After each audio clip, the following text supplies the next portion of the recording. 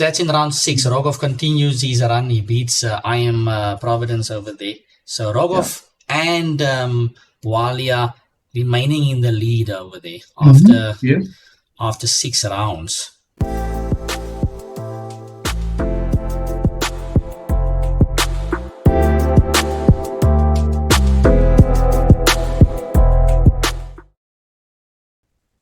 Chess, nonsense, and analysis. Yes, Watu. Here we are again. What are we looking at today? Well, today we are looking at the Moja event and action-packed day. And I think we should immediately jump into the games. Yes, we are looking at day 3. So there's been some action. Let's jump over. So here we have a position, Watu. I think pretty much everything happened what needed to happen on paper for this is around 5, right? It's day 3, but around 5 in the morning. And this was the only game that I thought something actually not only game, but an interesting game that I did spot some nice sequence here. So this is between, so the player with the white pieces is Charlton and Nasta. We all know Charlton. And black pieces is Ethan Samuels. So both players up and coming youngsters. Charlton, of course, he unfortunately missed out in playing at the Olympiad, not because he made the team, but unfortunately he couldn't go. And Ethan Samuels is just improving every single time. And so I thought this was an interesting clash. 2 youngsters going at it. And white is up a pawn.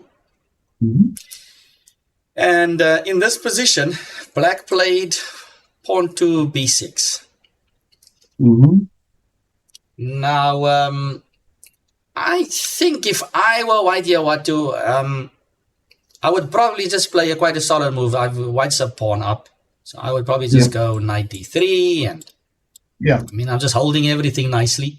You could even one day dream about playing c4. Looks very nice because, look, the only thing that black has got going is that knight on d5.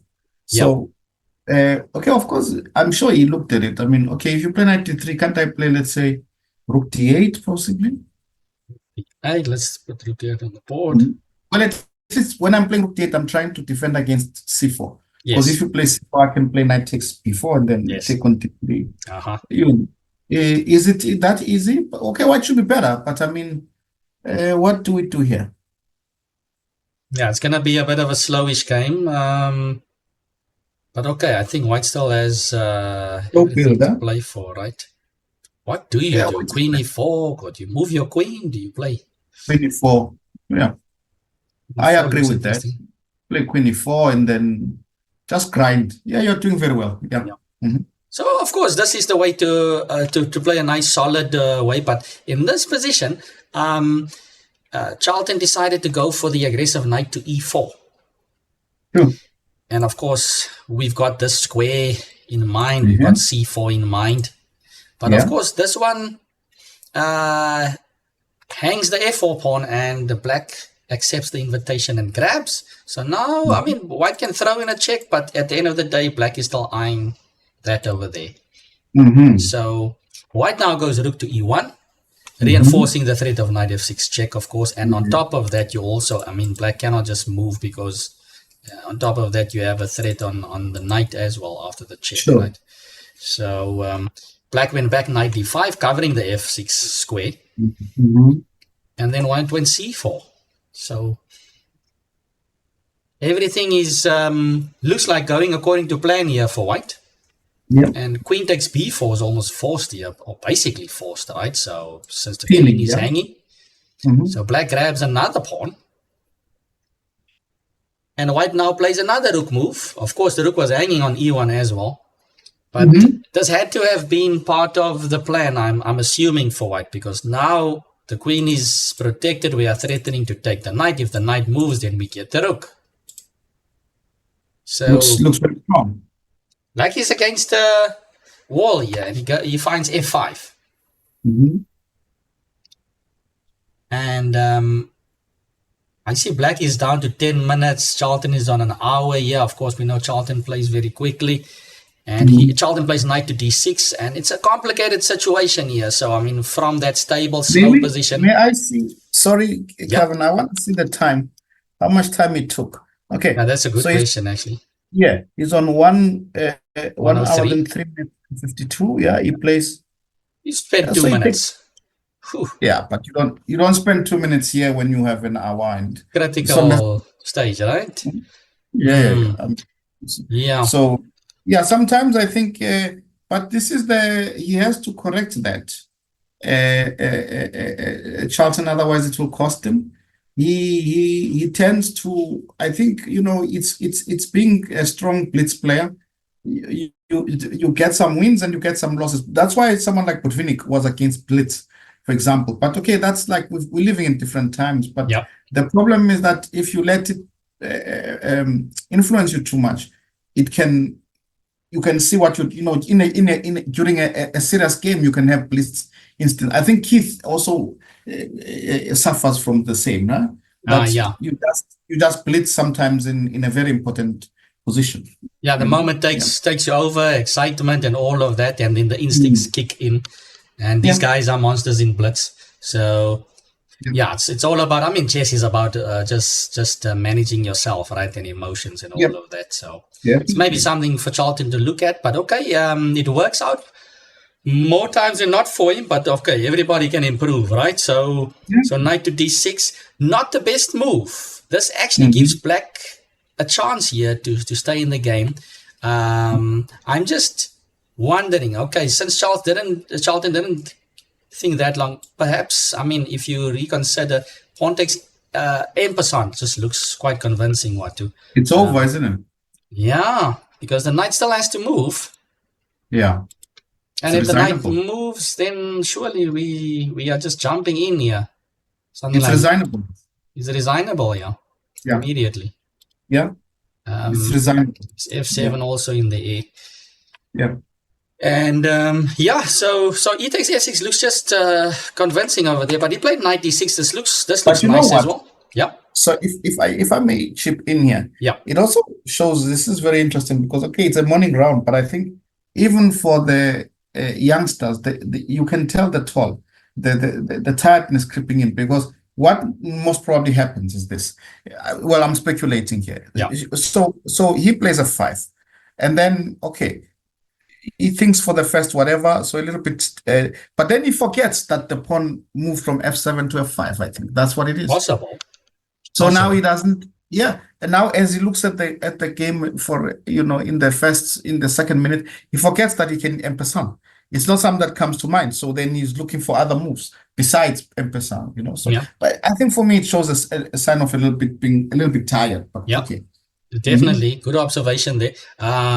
So, knight d6 gets played. The knight on d5 is hanging. The rook on e8 is hanging. So black is pretty much forced to just counter here and also attack a rook. But not only that. I mean, we threaten the rook, but black also has a heavy threat. Again, the knight comes around to threaten fork. So I thought this was quite an interesting sequence. Watu. Everything up to now, black has been forced into fighting here. And again, white needs to play. Yes. Again, white needs to play some move to dodge a threat. And black takes on d1 the rook. White takes the rook on e8. And here comes the moment. So black seems like the knight is almost trapped here, right? But the king is also super exposed. So black now decided to jump back to e7 and try to collect this one and say, okay, maybe knight for knight. Also, there's something that's hanging there with check. But this was the I guess, it's about, I should say, the losing move, because it's a complicated position. But there was a way to, I'll come back to this moment and show there was a way for black to save this. But Charlton finds a nice continuation. He plays check, and just notice white is not ready to take here. Since there's a check and black picks up the knight. And he plays knight d7. And black's knight is now falling. The problem now is that, for example, if you play something like knight f2, I don't have to take still. I can play first e6 check and then take the knight. I see. Yes, exactly. Protecting the knight, and we are dominating the knight at the moment, right? The knight cannot escape. So very nice continuation there by white, and eventually he won this endgame. Very easy to miss, as black. He won this endgame quite easily with the extra piece. So what should he have played instead of queen e7? So instead of queen e7, black should have played queen c5, offering to trade queens. Remember, black is actually up a pawn here, and the same thing wouldn't work now since we are I mean, the queen needs to move, so there's no knight e7, and if you capture the knight again, we have this check and the knight drops. So Ethan had his chance there to bounce back. So, I mean, Charlton starting a very interesting sequence here with knight e4, where he could have played knight e3. And then with this whole sequence, I mean, e takes f6 would have been clean, knight d6 a slip, and black in turn misses queen c5 over there. So I thought that was a very cool sequence there. Fighting game there by both sides. And Charlton went on to win. Okay, so... moving on, let's go to round 6. So looking at the round 6 game, so we're going to the top board. So of course our top seed and leader, Gillian Boalia, I think, the previous round he drew to Matt Firogov. All right, so I would say joint leader here. And he's playing the youngster that has been amazing us here during this tournament, Rafael Felix. We have a typical Sicilian position here, where white is long castled. The bishop is being attacked, but the rook is hanging. Typical stuff. And white played... So white has an option of playing e5. I mean, white has many options here, but white played f5, also typical stuff, putting pressure on e6. And I think this is the big moment here, Watu, where maybe experience should take over here sometimes in knowing just where the pieces should go and what to do here. And more, I would ask the viewers again to pause here and just try to find a good continuation for black here. Of course, the threat is on e6. White wants to crunch on e6. So if you've unpaused, how can you explain the situation here for the viewers? What should black be doing here? What should he be thinking about? Well, look, the one thing that I think very quickly the viewers must start to realize over and over is that very important is to know typical positions, and you have to know games that have happened where something similar has happened. So it means the study of classical games is important, and games from the past. So generally in a system, if white plays f5, you are trying first and foremost to use the square e5 for the knight. If a knight could land on e5 with no problems, it would be really great. Like, let's say if there was a bishop on c8 and black would play knight e5, this would be really, really nice. Right. E6 and everything's covered. Yes, but unfortunately in this position, the pawn on e6 is under pressure. So the next thing that you want to play is the move e5. It's a logical move. However, yes, e5 is playable, but in the Sicilian, generally you sometimes don't want to play e5 when the knight is on c3 in these positions. Some positions it becomes dangerous. Yes. So then you get to the next idea, which is rook takes c3. A typical exchange sacrifice a b takes c3, and now e5. And now we can go e5 as those knight. No knight jumping in there anytime soon. No knight jumping in, and a weak king side position. d5 is coming eventually, and even e4 needs to be protected. So you have no problem with black in terms of time. It's not you cannot claim that it's winning, but the point is that white doesn't have any hit, doesn't have anything to do. And I was actually noticing that this reminded me of the game between Movsesian against Kasparov. It was a bishop e3 there, knight off with king, this English attack, bishop e3, f3, g4, and Kasparov played some knight to d7, knight to b6, and then rook takes c3, and then beautiful games those. Yeah. Beautiful type of stuff. Yeah, I think black misses this chance, and then this is really difficult practically for white. Yeah, this is not the nicest position to play for white. It doesn't matter what the engine says. This is the opportunity that Felix actually missed to go for this exchange sacrifice. In the game, he went knight to c5, and so he covers e6. But after the capture, and of course now you can't just play f takes e6 because white can just remove the defender over there. He had to go knight takes, and you cannot allow this type of position against a seasoned campaigner like Walia. He pretty much was all over black pretty soon.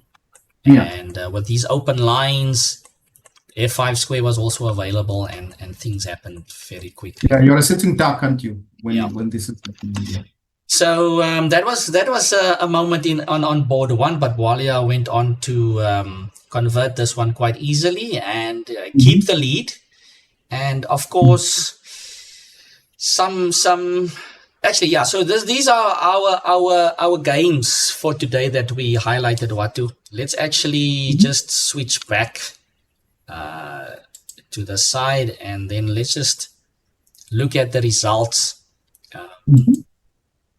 So Pro lost to Rogov. That's yes. So that's in round 6. Rogov continues his run. He beats I Am Providence over there. So Rogov and Walia remaining in the lead over there after 6 rounds. So let's just check out the cross table. Yeah, Walia and Rogov on 5.5 out of 6. Impressive. And Dr. Boa, Lennon Boa, he continued his great run as well. He actually beat Charlton, right, in the last round played, in round 6. Yes. And there's 2 players on 5 out of 6. That's Lennon Boa and Jacob Mguni. Mguni, if I'm not mistaken, he beat I Am Abusela. Yes. Right? So these 2 guys know each other really well, and I believe when I was still playing at the SA Closed, Watu Mguni, after our game, he was still telling me that how Mabu was helping him prepare and this and that. So these guys, they work together and so on. But Mguni took that one for the day, and he's been playing good chess. So he's on 5 out of 6, half a point behind the lead. Those are the leaders. One of them will have to play against Boalia, against Gillen, against, and then the other one will play against Metvirogov. The pairings are actually out, by the way. Are they out? Yes, the pairings on board 1, Guni is playing Boalia on board 1. And 2? And on board 2, Rogov is playing Boa on board 2. Yeah. And by the way, board 3, we have Keith Kumalo playing Caudry. And board 4, we have Daniel Barish versus Acho. And last one, number 5, we've got Banele Mango versus Ethan Samuels. So, interesting. What's happening in the ladies section? In the ladies section, let's see. So the leader, we have the top seed Jessie February. She's got a healthy point lead over the rest of the field. She's got 5.5 out of 6. She had 1 draw in round 2, I believe, and. She had some important victories in round 5. Jessie beat Ansel Loubser, and in round 6, Jessie beat Jackie Grobelaar. So she's important wins, Yes, so she's ahead, and then the 2 players that's a point behind her, they are Ansel Loubser and Masangu. So yes, so all to play for. All to play for over there. I think there's 3 more rounds left. And exciting stuff, I believe. Absolutely. So absolutely. That is our day 3 recap. I'm pretty sure there's more excitement to come, Watu. Definitely. Yeah. Okay. Is that enough nonsense for today? Yeah, that's enough nonsense for today. Thanks, Watu. Thank you. Thanks to the viewers out there. Don't forget to share and like and subscribe. It does go a long way in helping our channel, and we will see you tomorrow for the next update. Cheers.